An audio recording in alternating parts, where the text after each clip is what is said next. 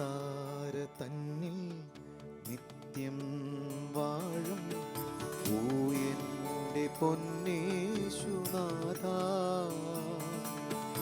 എന്നോടൊന്നായൊന്നു ചേരാ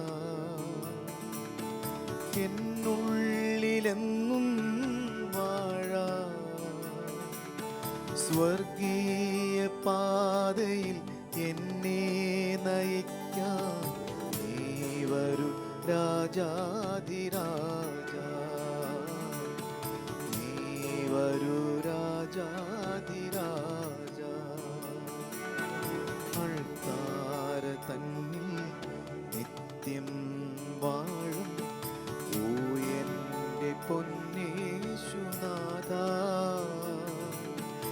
എന്നോടൊന്നായൊന്നു ചേരാ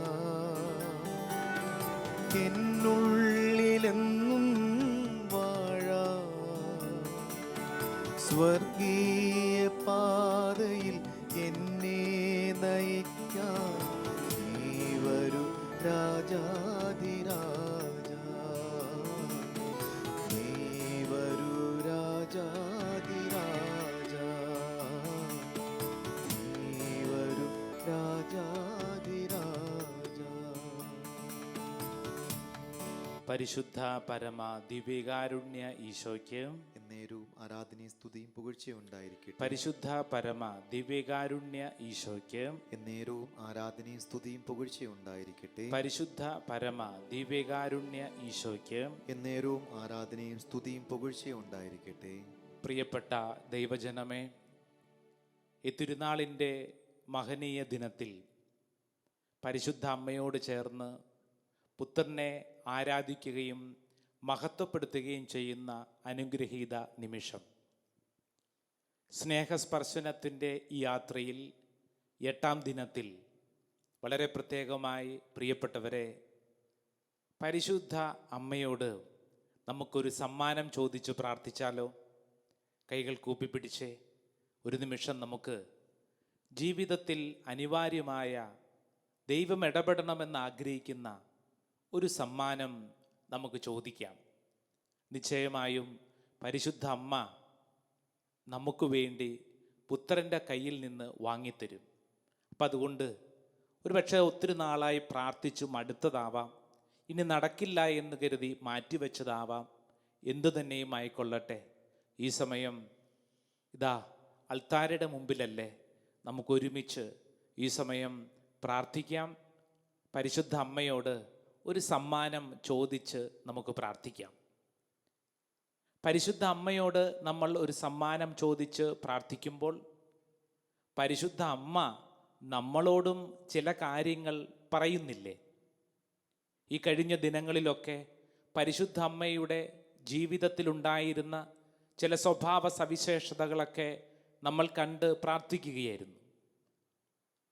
പ്രിയപ്പെട്ടവർ, ഈ കാലഘട്ടത്തിലൊക്കെ പരിശുദ്ധ അമ്മ പലയിടങ്ങളിലും പ്രത്യക്ഷപ്പെടുന്നത് നമുക്കറിയാം. നമുക്ക് പരിശുദ്ധ അമ്മയോട് വലിയ സ്നേഹമാണ്. അതുകൊണ്ടല്ലേ ഒരുപക്ഷെ ഏറ്റവും കൂടുതൽ ദേവാലയങ്ങൾക്ക് ഇട്ടിരിക്കുന്ന പേര് തന്നെ പരിശുദ്ധ മറിയത്തിൻ്റെതാണ്. നമ്മുടെ സ്നേഹമാണ് നമ്മൾ കാണിക്കുന്നത്. എവിടെയെല്ലാം പരിശുദ്ധ അമ്മ പ്രത്യക്ഷപ്പെട്ടിട്ടുണ്ടോ അവിടെയെല്ലാം പരിശുദ്ധ അമ്മ പറഞ്ഞു വെച്ചിട്ടുള്ളത് ഒരു സുപ്രധാനമായ കാര്യമാണ്.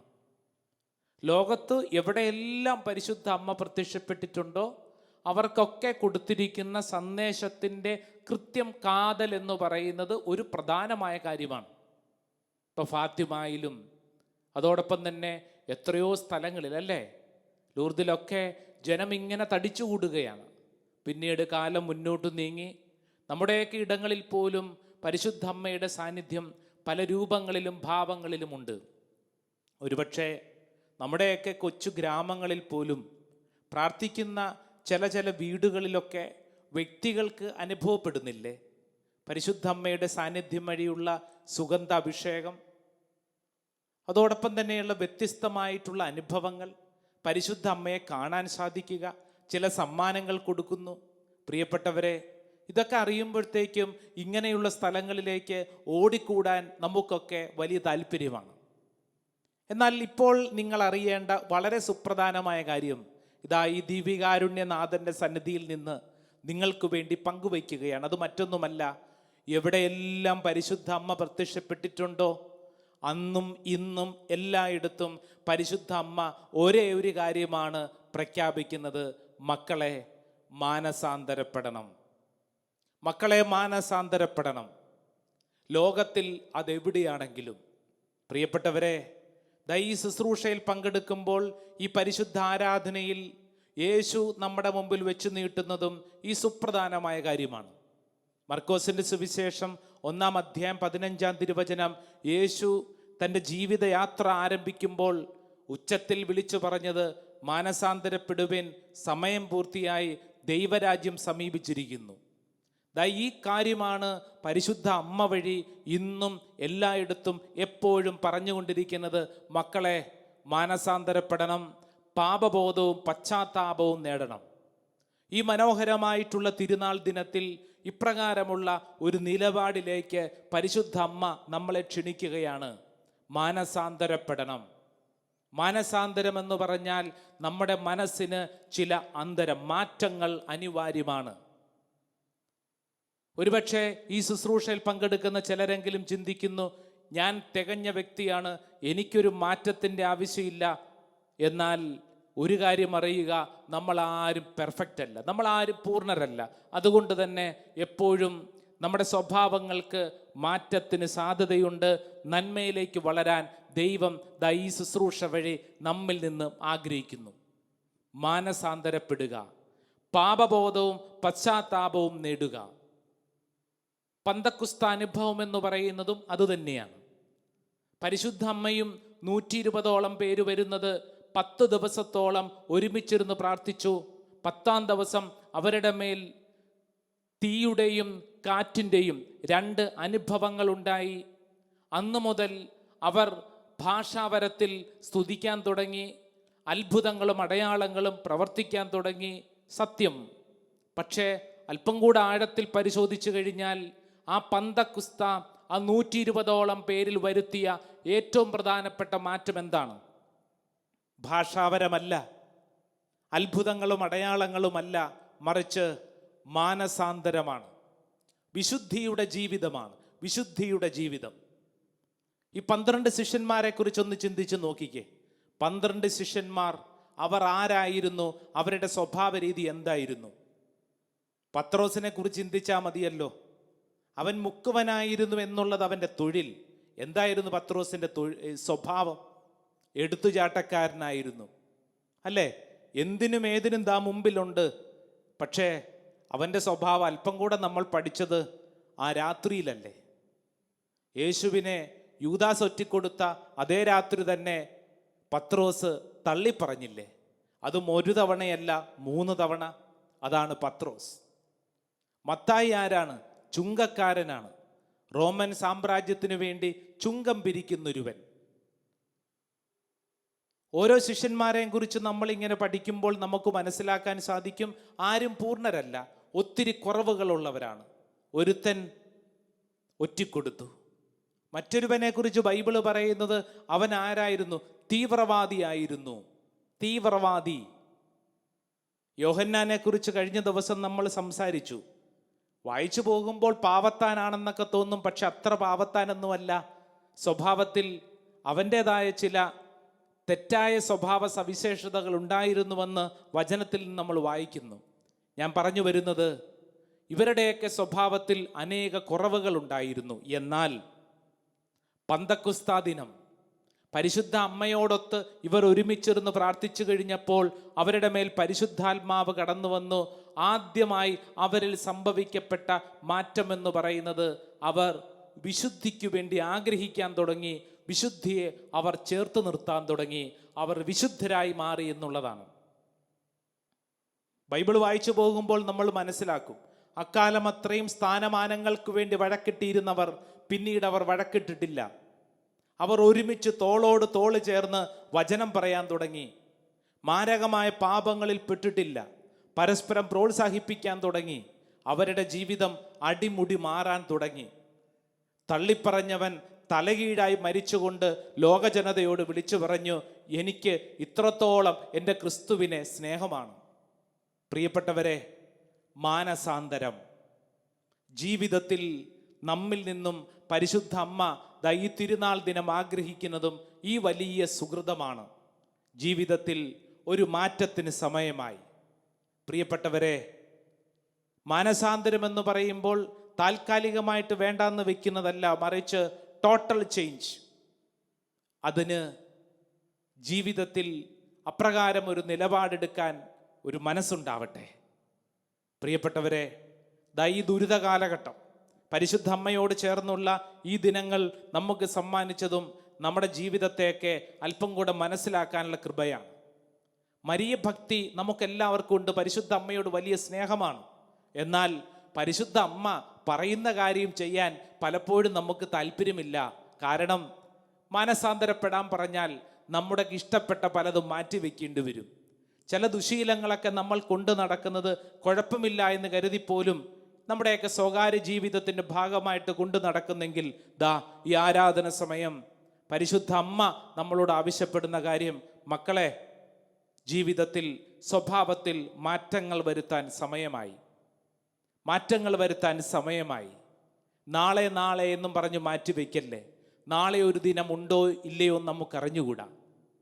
കൊറോണ എന്ന് പറയുന്ന ഒരു വൈറസ് അല്ലേ, നമ്മൾ ചിന്തിച്ച് നോക്കിക്കേ. നമ്മുടെ കൺവട്ടത്ത് പോലും കാണാനില്ലാത്ത ഒരു കീടം വന്നപ്പോൾ നമ്മുടെ ജീവിതത്തിൻ്റെ ഇത്രത്തോളം നാൾ നമ്മൾ അഹങ്കരിച്ചിരുന്ന പലതിനെയും ഞൊടിയിടയിൽ നമുക്ക് കാണിച്ചു തന്നു. ഇത്രയേ ഉള്ളൂ നമ്മൾ. ഒരു കീടം നമ്മുടെ മുമ്പിൽ പഠിപ്പിച്ചു, ഇത്രയേ ഉള്ളൂ നമ്മൾ. എന്തായിരുന്നു നമ്മൾ അഹങ്കരിച്ചിരുന്നത്? എന്തൊക്കെയായിരുന്നു നമ്മൾ? എന്തായിരുന്നുവോ അതെല്ലാം ഒരു വൈറസിൻ്റെ മുമ്പിൽ, ഒരു അദൃശ്യനായിട്ടുള്ള ഒരു കൊലയാളിക്ക് മുമ്പിൽ നമ്മുടെ എല്ലാം തീർന്നില്ലേ? പ്രിയപ്പെട്ടവരെ, ഈ ലോക ചരിത്രം നമ്മളെ പഠിപ്പിക്കുന്ന, നമ്മൾ ഓർമ്മപ്പെടുത്തുന്നതും നമ്മൾ മാനസാന്തരം നാളേക്ക് വേണ്ടി മാറ്റിവെക്കല്ലേ. ഇപ്പോൾ ഈ സമയത്ത് നിന്റെ ജീവിതത്തിൽ തെറ്റായ ശൈലികളെ മാറ്റാൻ ഒരു തീരുമാനമെടുക്കുക. അങ്ങനെയെങ്കിൽ അതാണ് പരിശുദ്ധ അമ്മ നിന്നിൽ നിന്നും ആവശ്യപ്പെടുന്ന സമ്മാനം. നീ ഒരു സമ്മാനം പരിശുദ്ധ അമ്മയോട് ചോദിച്ചല്ലോ, എങ്കിൽ പരിശുദ്ധ അമ്മ നിന്നോട് ചോദിക്കുന്ന ഒന്നേയുള്ളൂ, മകനെ മകളെ, നമുക്ക് വിശുദ്ധിയിൽ ജീവിക്കാം. വിശുദ്ധിയിൽ ജീവിക്കാനുള്ള വലിയൊരു കൃപ, ആ കൃപയിലേക്ക് നമുക്ക് ഒരുമിച്ച് വളരാം. പ്രിയപ്പെട്ടവരെ, അത്ഭുതങ്ങളും അടയാളങ്ങളും അപ്രകാരം നമ്മുടെ മേൽ ഒഴുകും. ശിഷ്യന്മാരുടെ ജീവിതത്തിൽ നമ്മൾ കണ്ടതാ. അപ്പസ്തോല പ്രവർത്തനം വായിച്ചാൽ മതി, ഈ പറഞ്ഞ കാര്യം നന്നായിട്ട് മനസ്സിലാകും. എന്ത് സംഭവിച്ചു?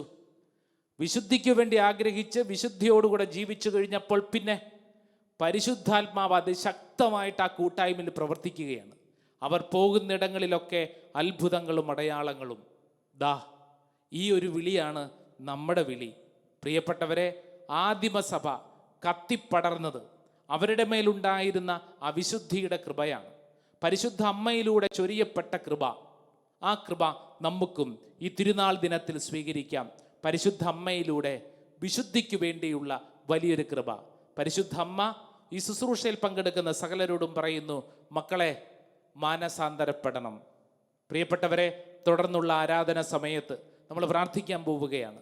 ദൈവമേ, ഞങ്ങൾക്ക് പാപബോധവും പശ്ചാത്താപവും നൽകണമേ. ഈ വലിയ ആഗ്രഹത്തോടുകൂടി നമുക്ക് തുടർന്നുള്ള ആരാധന സമയത്ത് സജീവമായി പങ്കെടുത്ത് അഭിഷേകം സ്വീകരിക്കാം. പ്രിയപ്പെട്ട ദൈവജനമേ, പരിശുദ്ധ അമ്മയോട് ചേർന്ന് പ്രാർത്ഥിക്കുന്ന ഈ അത്ഭുതങ്ങളുടെ സമയം നമുക്ക് ഒരുമിച്ച് പ്രാർത്ഥിക്കാം. നമ്മുടെ ജീവിതങ്ങളിലേക്ക് രക്ഷകൻ കടന്നു വരികയാണ്. പരിശുദ്ധ അമ്മ വഴി ചാർക്കുകയാണ്. നമ്മൾ ഒരുമിച്ച് തമ്പുരാനെ ഹൃദയത്തിങ്കിലേക്ക് സ്വീകരിച്ച് ഒരു പുത്തൻ അഭിഷേകത്തിലേക്ക് പ്രവേശിക്കുന്നു. ചേർന്ന് പാടി നമുക്ക് പ്രാർത്ഥിക്കാം.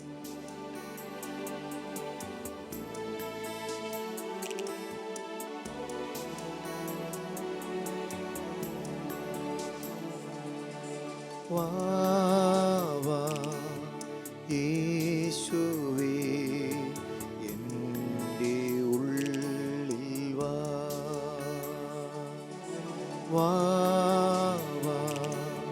സ്നേഹമേ, ആത്മഭാഗ്യമേ, വാവാ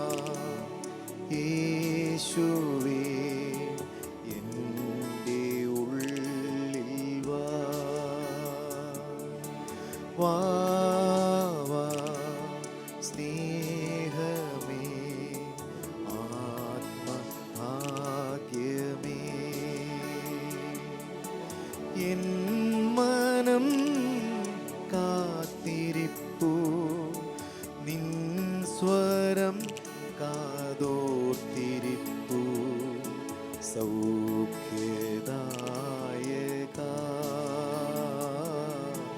നീ വരേണമേ.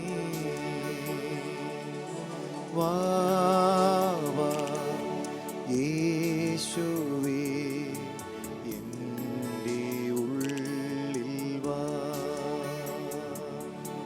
വാ വാ സ്നേഹമേ ആത്മഭാഗ്യമേ. പ്രിയപ്പെട്ട ദൈവജനമേ, ഈ അനുഗ്രഹത്തിൻ്റെ തിരുനാൾ ദിനം, ഈ ആരാധന സമയത്ത് ആദ്യമായി നമ്മൾ ആഗ്രഹിക്കുന്നത് നമ്മുടെ ജീവിതത്തിൽ പരിശുദ്ധ അമ്മ വഴി ചൊരിയപ്പെടാൻ ആഗ്രഹിക്കുന്ന ഒരു സമ്മാനം. നമുക്കൊരുമിച്ച് ഈ സമയം കരങ്ങൾ കൂപ്പി കണ്ണുകളടച്ച് പ്രാർത്ഥിക്കാം. നമ്മുടെ ജീവിതത്തിൽ പരിശുദ്ധ അമ്മ വഴി ഒരു സമ്മാനം ചോദിച്ചു പ്രാർത്ഥിച്ചേ. ദൈവം ഇടപെടാൻ ആഗ്രഹിക്കുന്ന ഒരു മേഖല, ഒരുപക്ഷെ നിന്റെ ജീവിതത്തിലാവാം, അല്ലെങ്കിൽ നിന്റെ ജീവിതത്തോട് ബന്ധപ്പെട്ടിട്ടുള്ള മറ്റാരുടെയെങ്കിലും ജീവിതത്തിലാവാം. ദൈവം ഇടപെടട്ടെ. ഈ സമയം ഒരു സമ്മാനം ചോദിച്ച് പ്രാർത്ഥിക്കുക. പ്രിയപ്പെട്ടവരെ, അപ്രകാരം പ്രാർത്ഥിച്ചു കഴിയുമ്പോൾ പരിശുദ്ധ അമ്മ നമ്മളോട് പറയുന്ന കാര്യം മറ്റൊന്നുമല്ല, മാനസാന്തരപ്പെടുക.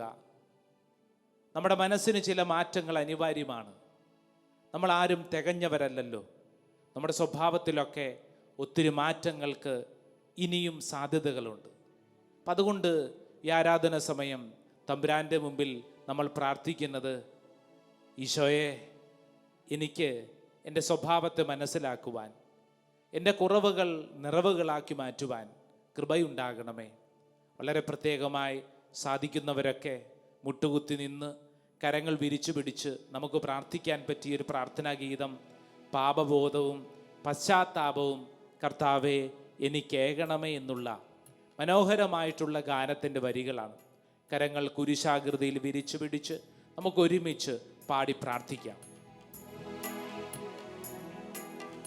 പാപബോധവും പശ്ചാത്താപവും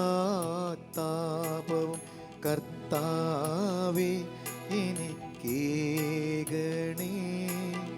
കണ്ണീരോടും വിലാപത്തോടുമൻ പാപം ഞാനേറ്റു ചൊല്ലി. നമുക്ക് ചേർന്ന് പാടാം. പാപബോധവും പശ്ചാത്താപവും കർത്താവേ എനിക്കേകണേ.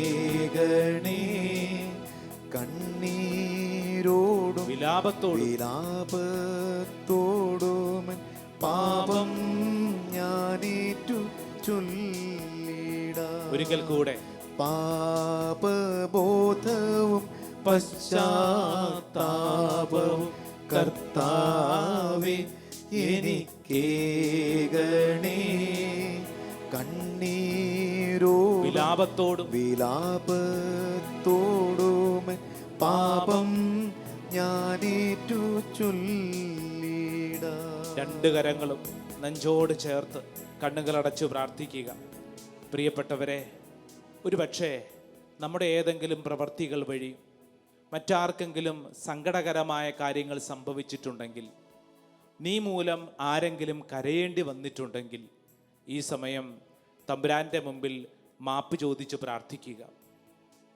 നമ്മുടെ വാക്കും ചിന്തയും പ്രവൃത്തിയും മൂലം മറ്റേതെങ്കിലും വ്യക്തികളുടെ ജീവിതത്തിൽ സങ്കടങ്ങൾക്ക് കാരണമാകുന്നുണ്ടെങ്കിൽ, ഈശോയെ, അതെൻ്റെ തെറ്റാണ്, മാപ്പ് ചോദിച്ച് പ്രാർത്ഥിക്കുന്നു. പ്രിയപ്പെട്ടവരെ, അപ്രകാരമുള്ള സംഭവങ്ങൾ ഈ നിമിഷം ഒരുപക്ഷെ നിന്റെ മനസ്സിൽ തെളിഞ്ഞു വരുമ്പോൾ ഈശോയോട് പറയാം, ഈശോയെ, ആ സംഭവത്തെ ഓർത്തുകൊണ്ട്, ആ വ്യക്തികളെ ഓർത്തുകൊണ്ട് ഞാൻ മാപ്പ് ചോദിച്ച് പ്രാർത്ഥിക്കുന്നു. ഒരു കാരണവശാലും യേശുവേ, എൻ്റെ പ്രവൃത്തി അത് ദുരന്തങ്ങൾക്കിടവരല്ലേ.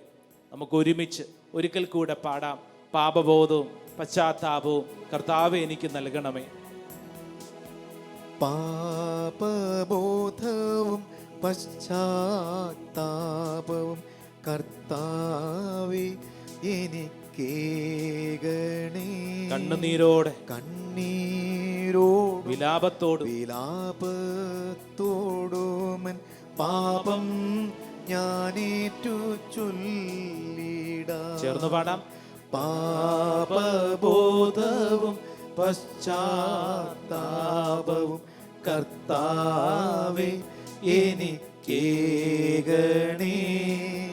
കണ്ണീരോടും വിലാപത്തോടുമൻ പാപം ഞാനേറ്റു ചൊല്ലിടാം. തുടർന്ന് ആരാധന സന്നിധിയിൽ എഴുന്നേറ്റ് നിന്ന് രണ്ട് കരങ്ങൾ സ്വർഗത്തിലേക്ക് ഉയർത്തിപ്പിടിച്ച് നമുക്ക് നമ്മുടെ ജീവിതത്തിൽ അത്ഭുതങ്ങൾ ഉളവാക്കുന്ന, വിശുദ്ധിയിലേക്ക് നമ്മളെ നയിക്കുന്ന പരിശുദ്ധാത്മാവിന് നന്ദി പറഞ്ഞ് ആ ശക്തി ഹൃദയത്തിൽ സ്വീകരിച്ചുകൊണ്ട് ഒന്ന് സ്തുതിച്ചൊന്ന് പ്രാർത്ഥിച്ചാലോ? ഹല്ലേലൂയാ, ഹല്ലേലൂയാ, ഹല്ലേലൂയാ. യേശുവേ, ആരാധന, ആരാധന, ആരാധന, ആരാധന, ആരാധന. പരിശുദ്ധാത്മാവേ, അതിശക്തമായി പ്രവർത്തിക്കണമേ. ആത്മാവേ, എൻ്റെ ജീവിതത്തെ വിശുദ്ധീകരിക്കണമേ. ഒരു പുതിയ അഭിഷേകം നൽകണമേ. ഒരു പുതിയ പന്തക്കുസ്ത നൽകണമേ. ഒരു പുതിയ പന്തക്കുസ്ത നൽകണമേ. Hallelujah, hallelujah, hallelujah, hallelujah, hallelujah, hallelujah, hallelujah, hallelujah. Praise the lord. പ്രിയപ്പെട്ടവരെ, നമ്മൾ ഒരുമിച്ച് പാടി പ്രാർത്ഥിക്കാൻ പോവാണ്. ഉണർവിൻ കൊടുങ്കാറ്റ് അത് വീണ്ടും വീശണമേ. പ്രത്യേകിച്ച് തകർന്ന നമ്മുടെ മനസ്സുകളിൽ ഒരു പുത്തൻ അഭിഷേകമായിട്ട് പരിശുദ്ധാത്മാവ് കടന്നു വരട്ടെ. പരിശുദ്ധാത്മാവ് എവിടെ വരുന്നോ അവിടെ എല്ലാം എന്ത് സംഭവിക്കും? അത് വിശുദ്ധിയിലേക്ക് നയിക്കും. ചേർന്ന് നമുക്ക് പാടി പ്രാർത്ഥിക്കാം. ഉണർവിൻ്റെ കൊടുങ്കാറ്റ് വീശണമേ. ചേർന്ന് സന്തോഷത്തോടുകൂടെ നമ്മൾ പ്രാർത്ഥിക്കുകയാണ്. പരിശുദ്ധാത്മാവ് ഒരു പുതിയ ചലനമായി, പുതിയ ശക്തിയായി ഈ തിരുനാൾ ദിനം നമ്മിലൊക്കെ സംഭവിക്കപ്പെടട്ടെ. ആമേൻ. എല്ലാവരും സന്തോഷത്തോടുകൂടെ ചേർന്ന് ആമേൻ. കൃപ കൊണ്ട് നിറയപ്പെടട്ടെ, വിശുദ്ധി കൊണ്ട് നിറയപ്പെടട്ടെ. ആമേൻ. കൈകളടിച്ച്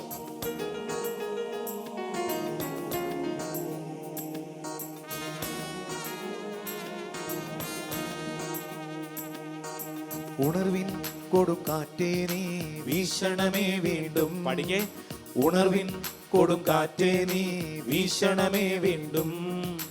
തളരും മനസ്സുകളിൽ നീ പുതിയൊരു ജീവൻ നൽകണമേ. തളരും മനസ്സുകളിൽ നീ പുതിയൊരു ജീവൻ നൽകണമേ. വീണ്ടും എനിക്കു നൽകണമേ പുതിയൊരു പന്തക്കുസ്ത. വീണ്ടും എനിക്കു നൽകണമേ പുതിയൊരു പന്തക്കുസ്ത. അഭിഷേകത്തിൻ കൈകൾ എന്നിൽ നീട്ടണമേ. അഭിഷേകത്തിൻ കൈകൾ എന്നിൽ നീട്ടണമേ. ഉണർവിൻ കൊടുങ്കാറ്റേ നീ വീശണമേ വീണ്ടും. ആമേൻ, ആമേൻ. ഉണർവിൻ കൊടുങ്കാറ്റേ നീ വീശണമേ വീണ്ടും. കൈകൾ ഉയർത്തി കൈയടിച്ചേ, നന്നായിട്ട് കൈയടിച്ചേ.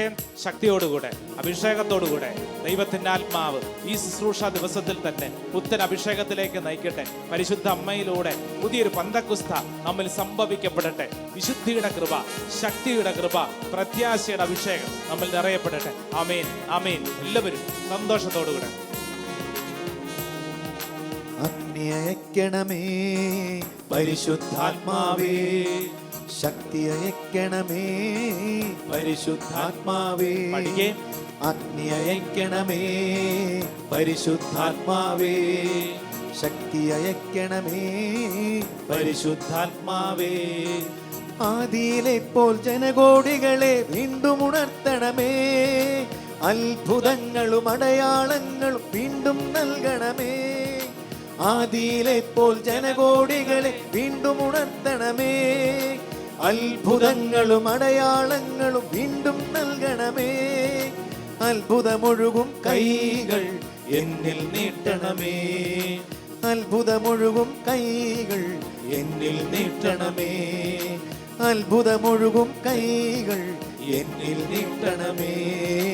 ഉണർവിൻ കൊടുങ്കാറ്റേ നീ വീശണമേ വീണ്ടും.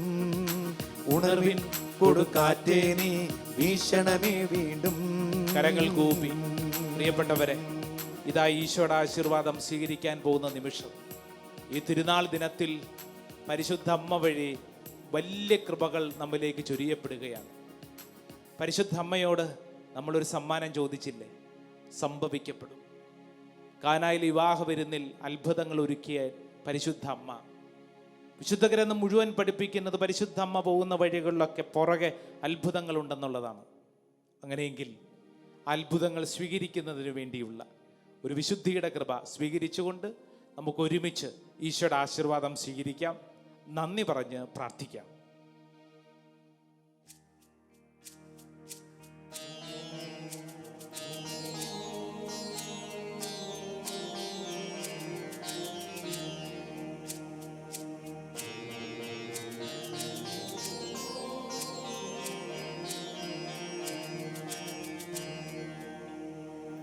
പരിശുദ്ധ പരമ ദിവ്യകാരുണ്യമേ, ആരാധന ആരാധന. പരിശുദ്ധ പരമ ദിവ്യകാരുണ്യമേ, ആരാധന ആരാധന. പരിശുദ്ധ പരമ ദിവ്യകാരുണ്യമേ, ആരാധന ആരാധന. ആരാധന ആരാധന